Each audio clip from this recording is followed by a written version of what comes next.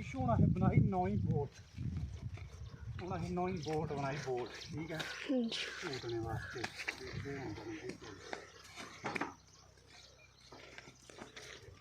रोक देगा बनाई दे आना देख ओके अपना खो दे दिया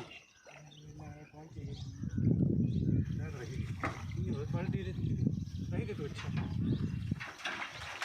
तो रही देने तो ऊपर पहुँचे छूंगी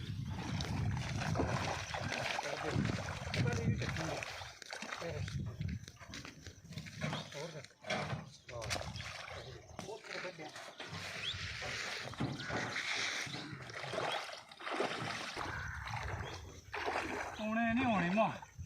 ये आता चकने पाने तो ये मां इतने तो चुपे नहीं होगी पापा जी देख रहा हाय कौन आई ठीक है हाँ ये इंगे चकने पाने जरा के चकने पाने